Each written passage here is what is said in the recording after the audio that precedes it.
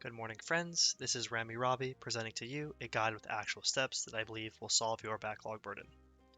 I want to preface this by saying this system can work for any media backlog, whether that be games, books, movies, TV shows, etc. I know you bought more than a few games during this most recent Steam summer sale, and I also know you've only played one of them. Let's change that. Use Backlogged to track the games you've completed so far. For movies, I use Letterboxd. For books, I use Goodreads. For anime and manga, I use My Anime List. I've yet to find a good way to track TV shows. Letterboxd was supposed to add them years ago at this point. I want you to add them as completed, whatever that means to you, whether you completed the story, 100% of the game, or just whenever you feel that you are done. Personally, I find it satisfying to add my completed games to a list, and I also have an easy opportunity to rate them, maybe even leave a little review. My rating scale is as follows: 5 out of 5 being masterpiece, 4 being great, 3 being fine, 2 being bad, 1 being terrible. Anything 3.5 or above are games I would recommend depending on the person. Any games I don't remember that well, I just give a 2.5 or a 3.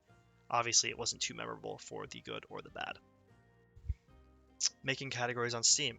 Personally, I have the categories Begin, which are the games that I want to play, Early, which are the games that I want to play that have earlier games in the series or that are currently in early access.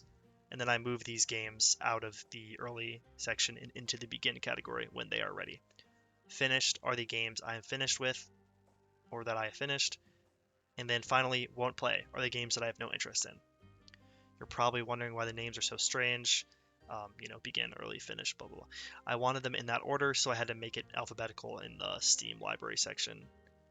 Recently, I've added a retire list to get rid of some of the games I couldn't really get into, but I'm not willing to move to the finished or the won't play sections. Maybe I'll come back to them in the future. I also recently added a friend swap category, which you could just say multiplayer, which are the games that I only play with other people. If you don't want to use Steam, or if your games aren't on Steam, you could use a Google Doc, or if they are physical games, you could just separate them into different piles.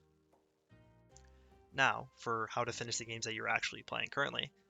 One tip I've heard over and over again that actually works pretty well for me is to play one level or 10 minutes. Usually you will end up playing for longer, you just need to get over that initial hurdle. You don't need to feel like doing it, you just need to do it until it's natural.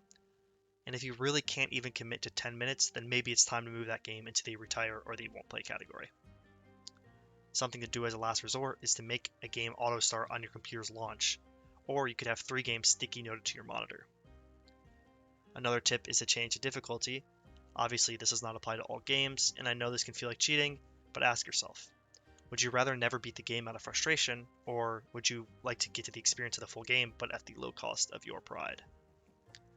Next tip is to not over-optimize your enjoyment. Sometimes you want to save a game for the perfect moment, so you make excuses. Long day at work, have to leave for something in an hour, etc. There isn't ever a perfect moment, and there certainly won't be enough perfect moments from the many hours it takes to play some of these games. Also, be willing to multitask. Listen to music or a podcast while grinding or fighting a hard boss. Deleting social media apps could help as well.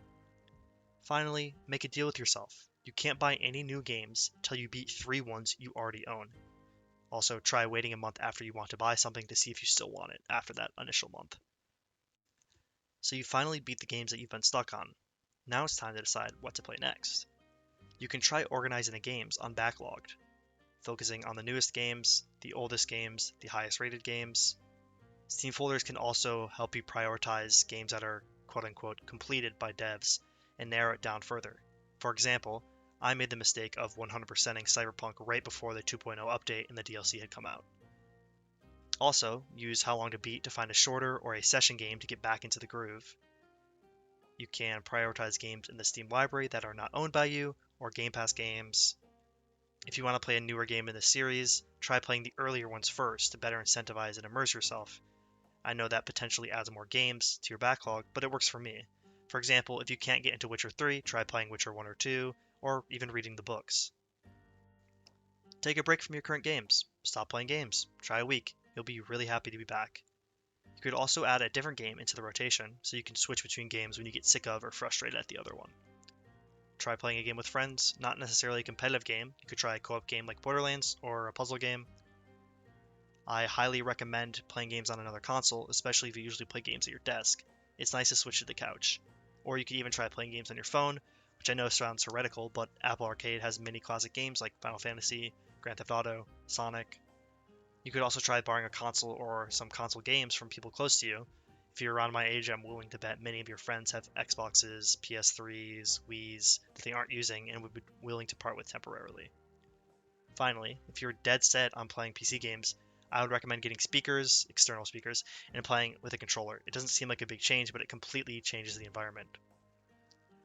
Those are all the tips I have for today. I hope at least a few of them will be useful on your journey.